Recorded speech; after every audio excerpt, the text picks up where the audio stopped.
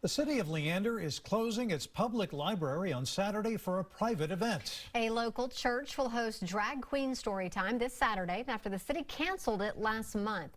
KXAN's Will Dupree joins us live outside the library now to explain. Will? Well, Aaron and Robert, the city tells us it's closing down the library here on Saturday because it's expecting demonstrations related to that drag queen story time. Police, though, will be on hand to monitor everything out here, and there will be designated areas out here in the parking lots for any protesters, as well as those countering what they have to say. A trip to the Leander Public Library happens at least once a week for Anna Smith and her family. This week, their visit will come Saturday.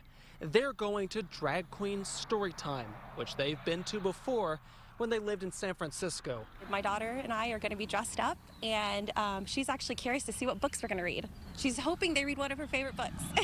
Leander's Open Cathedral Church rented a conference room for the event last month after the city canceled its own planned story time with the drag queen. Libraries across the country have held similar events to promote literacy and tolerance. I'm excited that Leander is having this event. Like, this is something I would never imagine happen here. Except Melissa Glatt plans to skip it. I just think this particular topic is a bit extreme. She does not think it's appropriate for her own children. I just don't want to put issues in front of them that I don't think they're mature enough to handle. Police set up a surveillance stand with a remote camera to watch what might unfold Saturday. Smith talked to her own children about the possibility of seeing protesters, but even that won't change their plans. We're here to read a story, to listen to a story, and connect with people in our community who believe what we believe in. Now, it's important to remember that tickets are required for this event. However, they're all sold out.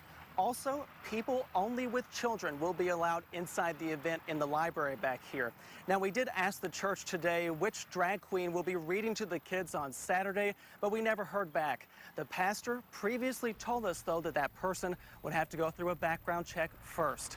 Reporting live, Will Dupree, KXAN News. And you might recall the Houston Public Library System was sued over its drag queen story time. A judge dismissed that lawsuit in January. And earlier this year, the Houston Public Library apologized for allowing a child sex offender to participate in Drag Queen Story Hour.